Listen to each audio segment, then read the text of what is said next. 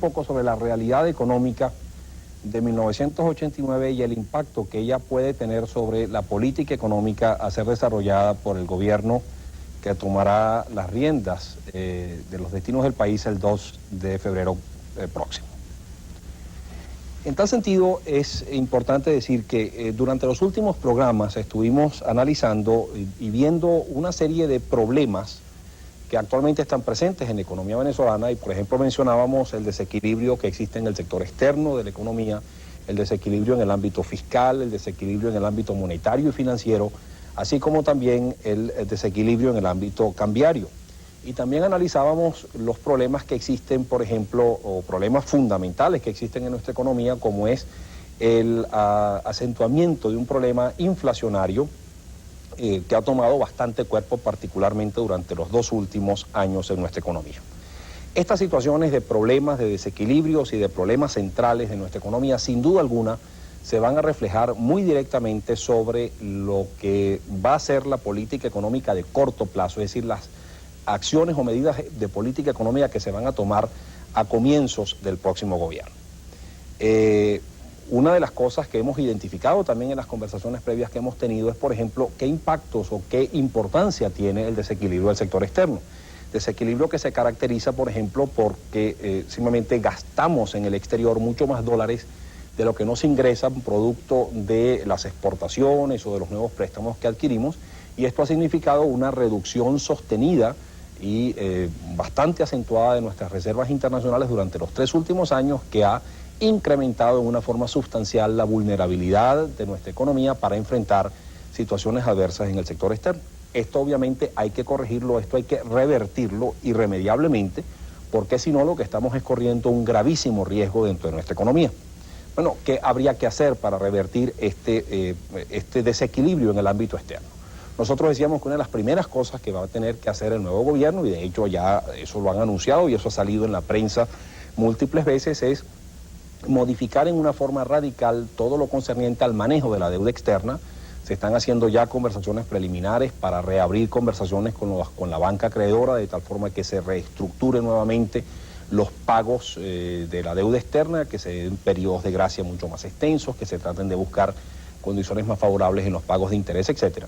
Pero también se están haciendo una serie de contactos con los organismos multilaterales y con las autoridades financieras del mundo industrializado, particularmente con la de los Estados Unidos,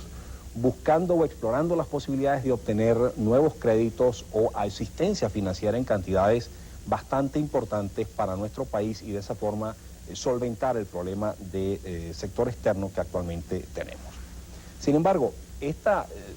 asistencia financiera que tan arduamente estamos buscando y que tanta necesidad tenemos de poderlo obtener, no es gratuita, ella está simplemente condicionada a una serie de factores, y esos factores son los que se ha dado por llamar la política de ajuste que tiene que ser implantada en nuestro país. Y es una política de ajuste que, de hecho, tiene que ponerse en práctica si efectivamente queremos obtener esa asistencia financiera y corregir esta serie de desequilibrios y problemas que actualmente tenemos presentes en nuestra economía.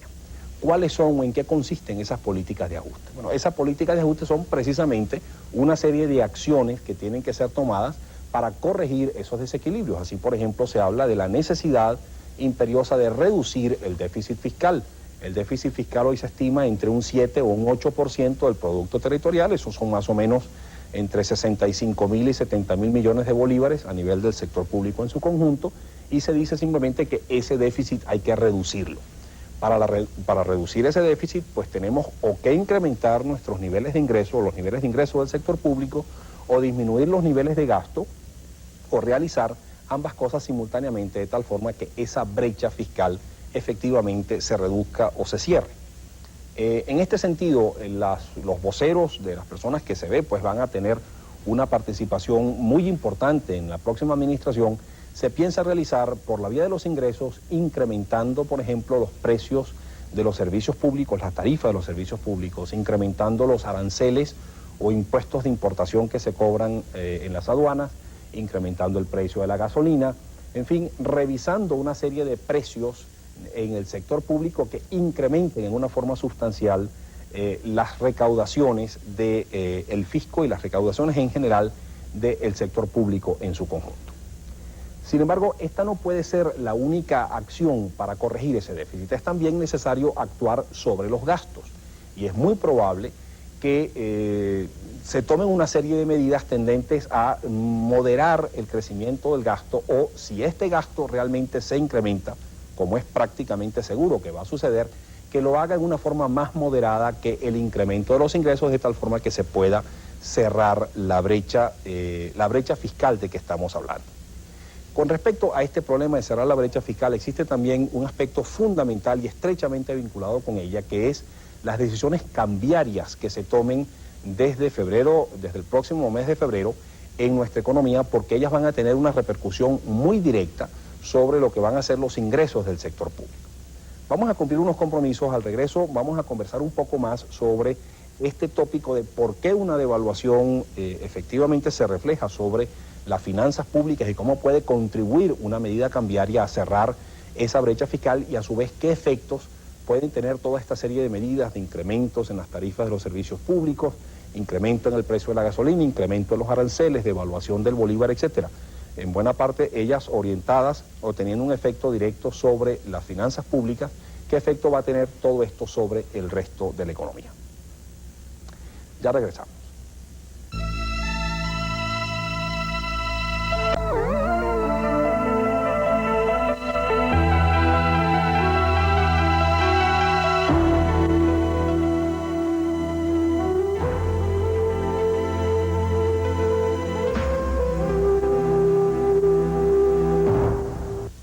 Decíamos que una de las formas de corregir el déficit fiscal era simplemente a través del incremento de los ingresos, aumentando las tarifas de los servicios públicos, aumentando los aranceles de importaciones, aumentando el precio de la gasolina y otras fuentes de ingresos, así como también a través de una corrección cambiaria, es decir, a través de la modificación del tipo de cambio comercial, por ejemplo, de 14.50 a 20 bolívares por dólar, o a una relación, digamos, distinta a la actualmente existente. Nosotros en programas anteriores también habíamos comentado que estas medidas de tipo cambiario generaban ingresos adicionales al fisco, simplemente porque es el sector público en Venezuela quien genera los dólares a través de las exportaciones de petróleo, hierro, aluminio, etcétera, y es básicamente el sector privado el gran comprador de dólares para realizar sus importaciones o realizar sus pagos o otros pagos en el exterior.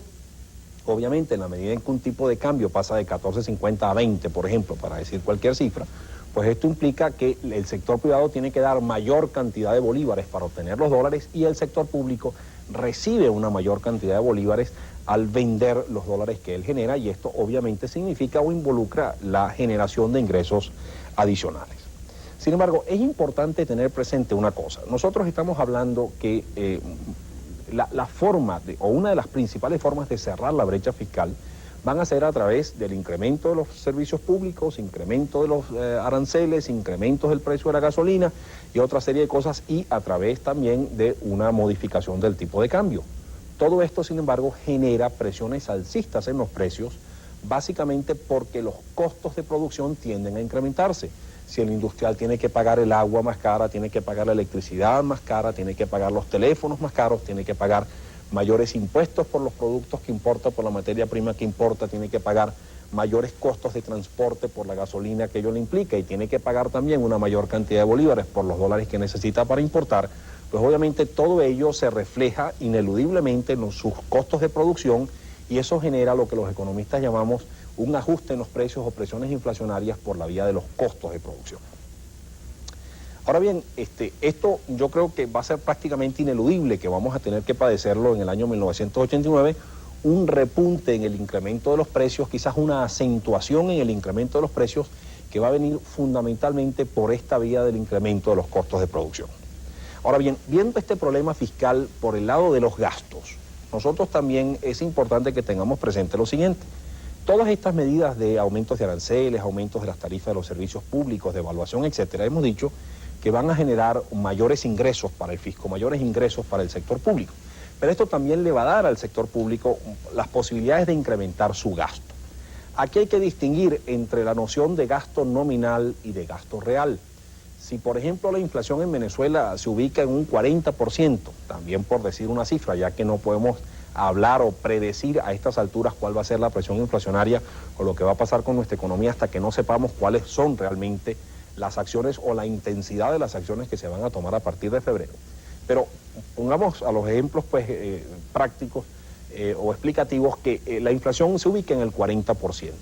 Si el gasto público se incrementa, por ejemplo, en un 35%, eso significa que de hecho el gasto real ha disminuido, porque el incremento del gasto nominal, que ha sido del 35%, es menor que la inflación y de hecho en términos reales o corregidos por el fenómeno inflacionario, esos gastos han sido menores.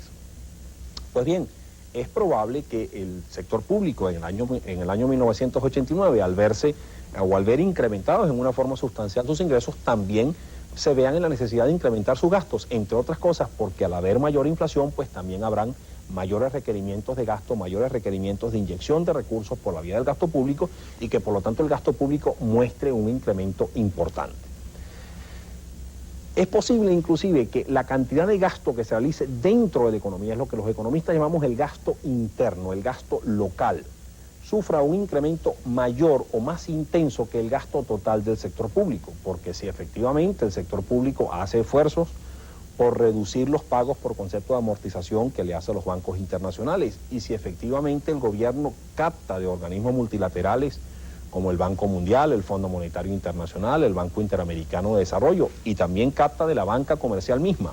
nuevos créditos o en cantidades mayores, pues simplemente esto va a implicar menores gastos en el exterior, por lo que se deja de pagar por servicio de deuda externa, y a su vez mayores ingresos procedentes del exterior provenientes de estos nuevos préstamos. Este incremento, digamos, de ingresos y esta disminución de los gastos en el exterior, pues le puede dar mayores posibilidades al gobierno de gastar una mayor cantidad localmente, haciendo que probablemente inclusive el gasto interno real, es decir, el gasto que se hace o que se realiza localmente dentro de los límites geográficos del país en términos reales o corregidos por el factor inflacionario, incluso durante el año 1989 pudiese mostrar un crecimiento, buscando en cierto modo estimular o mantener un estímulo a la actividad económica, mantener un crecimiento. Sin embargo, aquí yo creo que es fundamental dar una voz de alerta a los que van a ser responsables en materia de política económica en el país. Porque ya hemos dicho que por la vía de los costos de producción se va a generar prácticamente en forma ineludible un incremento en los precios, va a haber una presión alcista en los precios por la vía de los costos de producción porque se van a incrementar esos costos de producción. Si el gobierno exagera en el año 1989 en cuanto al incremento del gasto, es decir, quizás el adjetivo exagerar no es el más apropiado, si el gobierno realmente expande en una forma sustancial su gasto interno real, es probable que también se presente un segundo fenómeno, un segundo factor expansivo sobre los niveles de precios, que es lo que los economistas damos por llamar las presiones inflacionarias por exceso de demanda o por empuje de demanda, simplemente porque a través de una inyección masiva de recursos que haga el gobierno, lo que se está haciendo es que el dinero que se le sustrae al público al cobrarle mayores aranceles, al cobrarle mayores precios por los servicios públicos, al cobrarle una mayor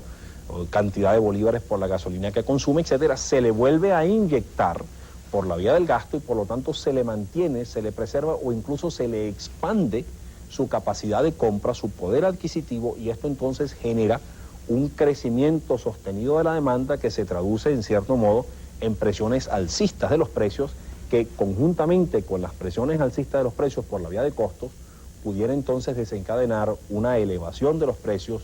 mucho mayor a la que inicialmente se podría considerar como deseable. Esta es una cuestión que a mí me parece fundamental manifestarla y plantearla como algo que hay que verlo con cuidado, porque no hay que olvidar que la economía venezolana ya lleva 2 años en un proceso inflacionario históricamente desconocido para nosotros. El venezolano está adentrándose en un proceso inflacionario y no hay peor cosa para entronizar realmente, para perpetuar un proceso inflacionario dentro de una economía que introducir en la mentalidad de todos los pobladores de esa economía el convencimiento, digámoslo así, el convencimiento fatalista de que ineludiblemente nuestra economía o esa economía va a continuar padeciendo presiones inflacionarias en los próximos años. ya que entonces cuando se entronizan pues esas expectativas inflacionarias en la población es muy difícil erradicarlas.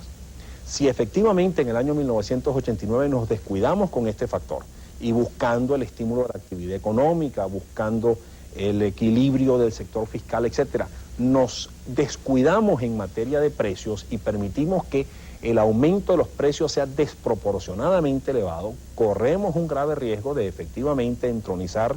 esa expectativa inflacionaria en la mentalidad de los venezolanos que hagan después mucho más difíciles realmente erradicar este proceso inflacionario.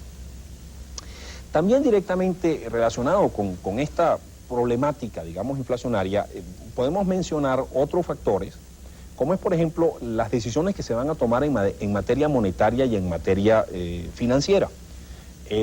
Nosotros comentábamos en unos programas anteriores que en Venezuela existe un fenómeno de desequilibrio en el ámbito financiero, simplemente porque la gente demanda mucho más crédito, busca mucho más préstamos de lo que en realidad los bancos están en capacidad de poder suplir, y esto obviamente genera pues un proceso de relativa escasez de liquidez, de estrechez de liquidez. Y en buena medida ese desequilibrio en el ámbito en el ámbito monetario y financiero se debe básicamente a una política o a una ausencia de política en materia de tasas de interés, ya que el gobierno ha decidido congelar esas tasas de interés, no le ha permitido a las autoridades monetarias ajustar esas tasas de interés, y esto pues ha originado una situación de tasas de interés reales negativas. El mejor negocio que hay en Venezuela es pedir prestado, esto ya lo hemos comentado múltiples veces en el pasado, y esto pues ha generado toda esta situación de estrechez de liquidez, de sobredemanda de créditos en el mercado. Y este es otro de los, digamos, de los requisitos fundamentales que la banca y los organismos multilaterales y las autoridades financieras internacionales ponen como prerequisito o condición a Venezuela para que realmente se pueda avanzar en el proceso de modificación de todo lo que es el manejo de la deuda pública y captación de asistencia financiera adicional, que es precisamente la corrección de ese desequilibrio en el ámbito monetario y financiero. Por lo que es muy probable que también una de las medidas de política económica que se tomen a partir de febrero sea la de la revisión hacia arriba, la elevación de las tasas de interés, como un prerequisito para tratar de lograr el equilibrio en el mercado monetario y financiero.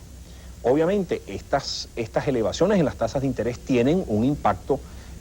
sin duda alguna negativo. En primer término significa un aumento en los costos, digámoslo así, de financiamiento de las empresas, y esto es un factor adicional de costos, pero obviamente también esto tiende a reducir esa sobredemanda de créditos, particularmente la demanda de crédito especulativo de la gente que pide prestado para comprar dólares o para comprar cualquier cosa que aumente de valor con la inflación, simplemente porque lo más barato que se puede comprar o que se puede adquirir en el país es dinero, porque el precio de ese dinero, el precio de ese crédito, de ese financiamiento es muy bajo. Sin embargo, quizás los que más se verían afectados por una medida de este tipo serían, por ejemplo, las personas que obtuvieron viviendas con préstamos de interés o viviendas de interés social con préstamos hipotecarios pagando tasas de interés relativamente bajas, del orden del 13,5%, y que ahora verían incrementados en una forma sustancial los intereses que ellos tendrían que pagar. Esto entonces es muy probable que haga que el gobierno, como parte de aquel mayor gasto que está muy probablemente interesado o estimulado a realizar en el año 1989, destine una parte al subsidio de esta parte de la población, con la finalidad de que no se transfiera a ese adquiriente de la vivienda de interés social la carga que implican las mayores tasas de interés. Igualmente es probable que el Estado se sienta tentado que ante la mayor presión inflacionaria que implican el aumentar las tasas, los aranceles de importación, las tarifas de los servicios públicos, etcétera, que también destine buena parte de este mayor gasto del año 1989 a subsidios directos para impedir que la masa poblacional, la clase media de menores ingresos o la clase de menores ingresos realmente padezca y vea severamente afectado su poder adquisitivo, y que por lo tanto no sería nada de extrañar, esto es una cosa que no la estoy prediciendo como algo definitivamente cierto, pero no sería nada de extrañar que como buena parte de aquel mayor gasto, este mayor gasto se concentre en gastos de subsidio, precisamente para evitar o en cierto modo limitar o mitigar los efectos inflacionarios que todas estas medidas de política económica que hemos venido conversando pudieran tener sobre la población. Vamos a cumplir unos compromisos, al regreso vamos a continuar hablando sobre estos tópicos y vamos a ver o tratar de conversar un poco sobre qué efectos o qué impactos globales o con qué intensidad va a sufrir la economía todos estos impactos que hemos nosotros venido analizando de acuerdo a las decisiones de política económica que se tomen. Ya volvemos.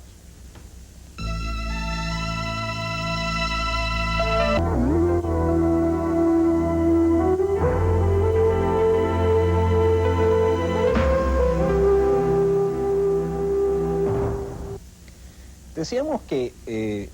la corrección de toda esta serie de desequilibrios que están presentes en la economía pueden traer presiones inflacionarias, y de hecho van a traer presiones inflacionarias sobre nuestra economía, que se van a reflejar sin duda alguna sobre el poder adquisitivo de la población. Y es probable que esa situación de deterioro del poder adquisitivo de la población tienda a neutralizarse, bien sea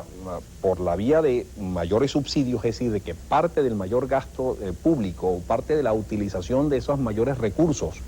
que va a percibir el gobierno se destinen a la actividad de subsidios, y parte posiblemente, esto es una cuestión todavía que no creo que se ha decidido o no conozco que se haya decidido, pudiera haber algún ajuste general de sueldos y salarios, aunque ello tradicionalmente se opone a lo que son los principios de política de ajuste que tradicionalmente se negocian con los países que buscan asistencia financiera en el exterior. Pero en este ámbito también va a tender a hacerse una serie de medidas o a tomarse una serie de medidas orientadas precisamente a tratar de preservar en la mayor medida posible el poder adquisitivo de la población. Ahora bien, la gran pregunta es, ¿cuál va a ser la intensidad con que se van a desarrollar los efectos de estas medidas de política económica dentro de nuestra economía?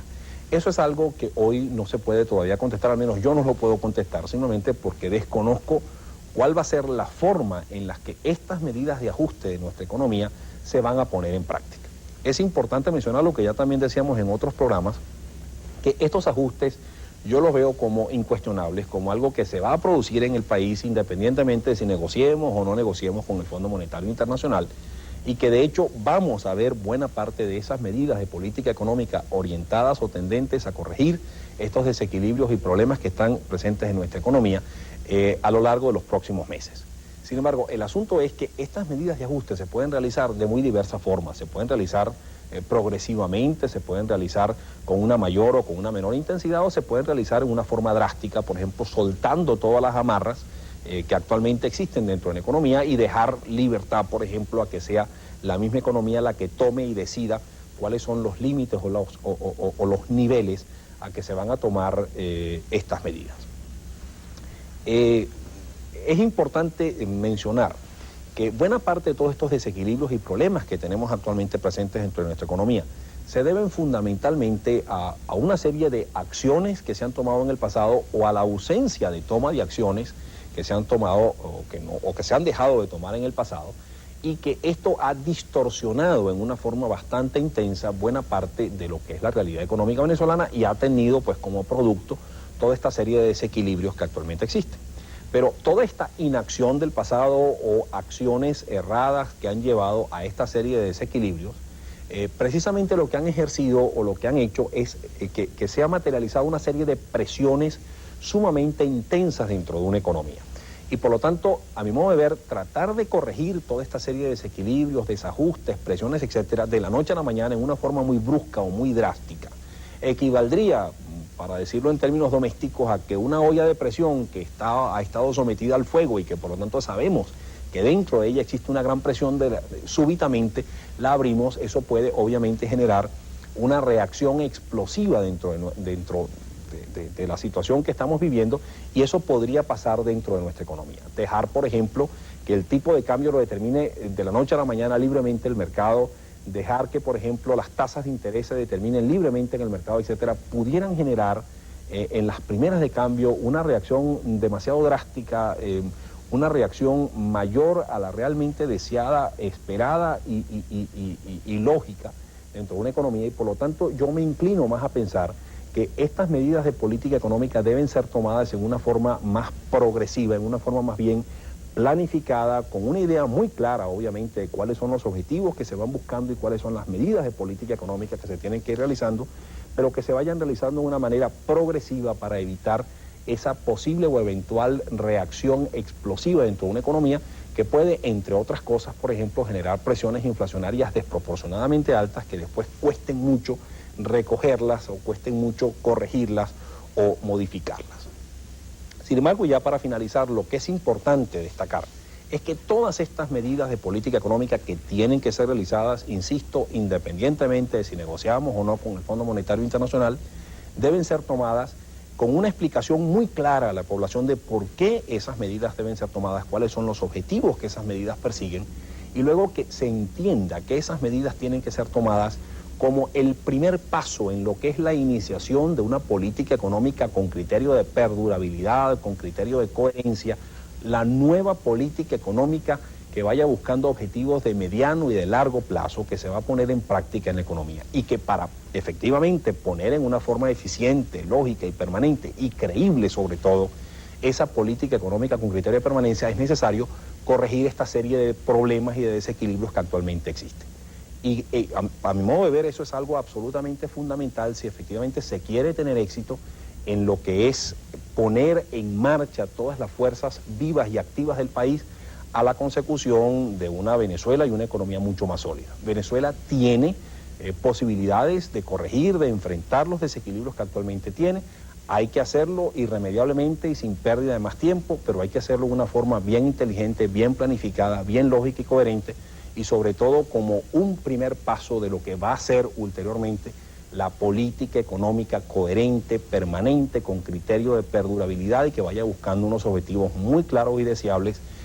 no solamente en el corto, sino también en el mediano y largo plazo. Reciban un cordial saludo y hasta la próxima.